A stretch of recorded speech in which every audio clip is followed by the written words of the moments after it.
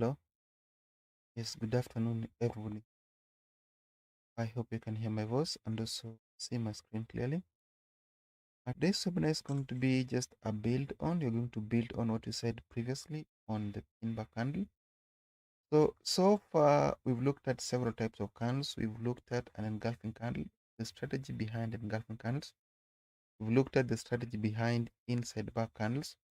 And I think at some point we also looked at the strategy behind the pinbar candles.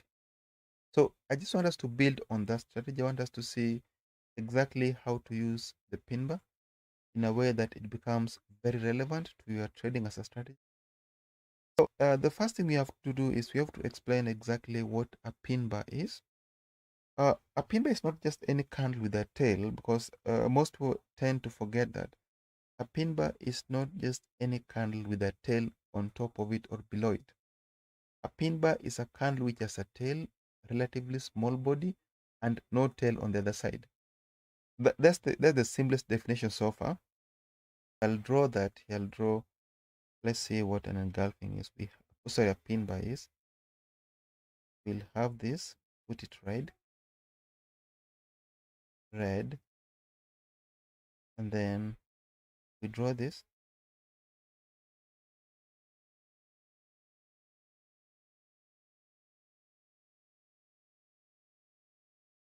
Like that. Then we draw another one.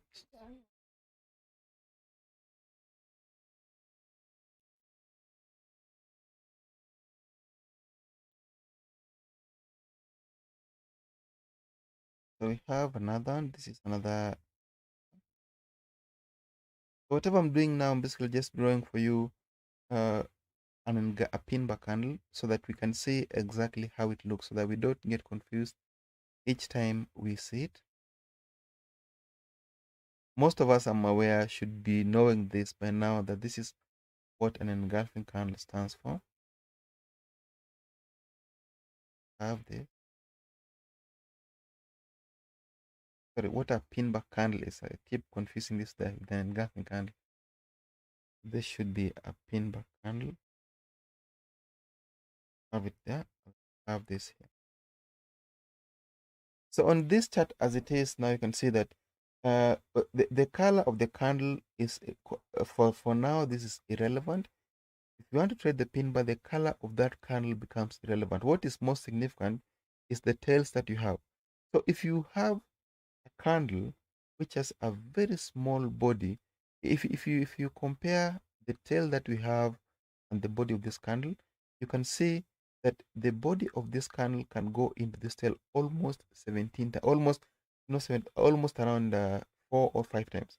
So if you pick these bodies, you'll see that the first body will go somewhere here 1, 2, 3, 4, and 5 times. So anytime you see a candle like this, that the body goes inside the tail several number of times, but the body does not go inside the lower tail. That is, the tail is lesser compared, the lower tail is lesser compared to the size of the body, then this becomes a pin bar candle. It becomes a bearish pin bar candle. That's the correct name for it.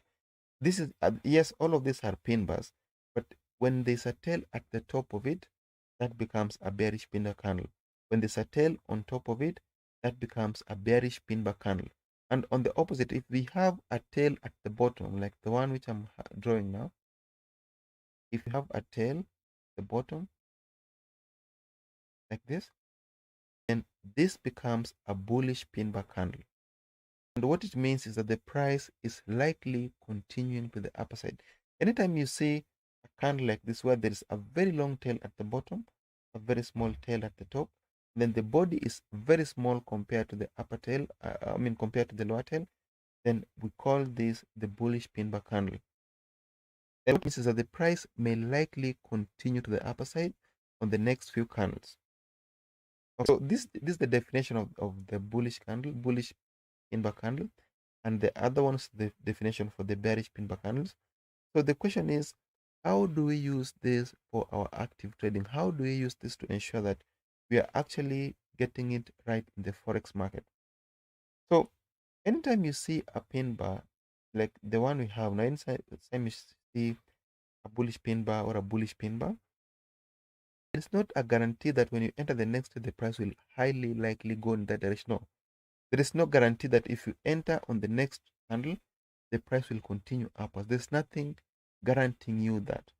It's just an indication that the price may likely continue to the upper side, at least the next few candles. So how do you confirm? How do you get at least the higher chances that it is after this pin bar that the price is going to continue up? So this is now what brings us to the next thing you need to add onto whatever you know. Okay. Look at this. This is the 1 minute chart. The same thing applies to a higher time frame. If you draw a trend line, touching this line here, all the way to the top, look at how lows are getting higher on these candles. The low, this is the lowest low, it goes up, pulls back down, higher low, goes up, pulls back down, higher low, goes up. I mean, this is the highs, these are the low, low, low, low, low. You can see that as the price progresses into the future, it actually forms higher lows, which means we are in an uptrend. So whenever this happens, whenever you see that the price is giving us higher lows, and then a pin bar appears in between, like we have a pin bar here, we have another pin bar here, we have another pin bar here. Whenever this happens, whenever the price is in an uptrend, then a pin bar shows up in the course of that uptrend. Then that means we are now continuing in that direction. It means that the price is extending itself to the upper side, and therefore we need to look for only buy positions. We need to be focusing strictly on buy positions. So we'll buy on this pin bar, after this pin bar, we buy after this pin bar, then we buy also after this pin bar. Then we could have bought it also after this pin bar here. This could have ended up into a loss. Have this pin bar here, the one we have here. Have that pin bar, have that pin bar, then you have that pin bar there. So this is when we are in an uptrend. We look at a case where the price is downwards. So this is one way you can get it right. When the price is in an uptrend, you look for relevant pin bars. So one more thing, I would not sell this. I cannot sell this here.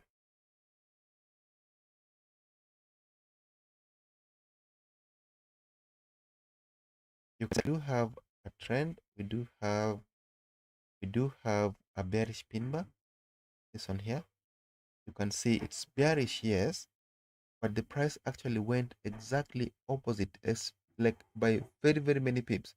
So when this happens, whenever the price is in an uptrend, then there's a bearish pin bar, do not trade it. So you look for pin bars that are relevant to the current trend. If the trend is upwards, then look for bullish pin bars. If the trend is bearish, look for bearish pin bar. And if there's a bearish pin bar within an uptrend, you ignore it. Do not find yourself trading such signals. We'll look at the next example. Okay.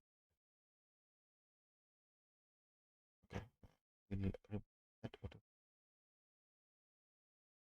Look at this. Look at this. Have yeah, then you have another one.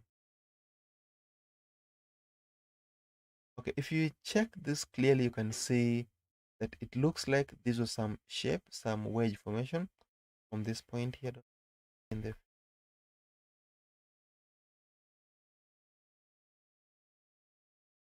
feet. So if you draw it like that, you can see that we actually had like some wider wedge formation. It was wider, then it's contracting as we move into here. So after the bounce from this point, this is a buy. We can't buy because we have not established clearly that this is a shape formation. But when the price goes up to this point, then comes back and touches this point, and then we see a bullish pin bar, we now pick a buy position. Now pick buy position after this pin bar. We can also pick a buy position. We can also pick a buy position here. When the price goes up and touches the upper line, then we pick a sell position here. So this is the only time when looking for a pin bar becomes relevant. Whenever you have a shape formation, like we have bearish, this converging wedge formation, and then the price goes and touches either the upper line or the lower line, and you see a pin bar after the touch. That is, the price goes, touches this line, then closes a pin bar, touches, then closes a pin bar, touches, then closes as a pin bar. Then this becomes the correct place to look for buy positions. These are going to be the best places you want to look for buy positions from. And in case the price breaks below, then you see a pin bar, then this too is also the correct place to look for a buy from. So whenever the price breaks below the shape, and then there is a relevant pin bar, that's the bearish pin bar, we pick a sell position. You can also wait until it price from this pin bar here. Does this make sense what I'm saying? Does it make any sense? It should, because I've been looking at shapes for some times now. I believe most of us are quite aware of this, that whenever the shape forms, whenever any shape forms, we trade reversals as long as the price is within that shape. And when the price breaks out of that shape, then we pick trades that are relevant to that breakout, which means price breaks below the shape, we look for sell pin bars. If the price breaks above that shape, then we look for buy pin bars. So we'll look at the next example. So something else, assuming you don't know exactly how to draw shapes, or maybe you don't know how to determine correct resistance levels, then the best thing you can do is you can use the moving averages to establish the trend, or you may use other trend indicators. We have adaptive moving average. This is a trend indicator. We have this list of indicators. We have the first one. We have trend indicators, adaptive moving averages. They have average directional movement index. Then we have average directional movement index, Wilder. Then you have Bollinger Bands. Then we have double exponential moving average. Then we have the envelopes data. We have the fractals, adaptive moving average. And then we have Ichimoku, Kinko, here, this moving average. Then we have an average, the normal moving average. We have parabolic SAR, have standard deviation moving average. Standard deviation, this is not a moving average, this is a trend indicator. Then we have triple exponential moving average. Then we have variable index dynamic average. So all this you may use as the indicator which determines for you the trend. Then after that, you look at pin bars that are relevant to that trend. So if you don't know how this indicator works, if you don't know anything about these indicators, you can just go to the help, and then just a second, let me see how to get that. You can go to the help, then let's see help top. There is anything about them. So this is how you learn about the indicators. Just go to help, then you go to help topics. Let's see what it loads for us. We have that. This is really important. You must not forget this. If you want to understand any indicator, if you are seeing any indicator in this list, but you can't really understand exactly how to use it, then you just go to help and go to help topics. Then this will show up. That has shown up. Then you can go to technical analysis tools.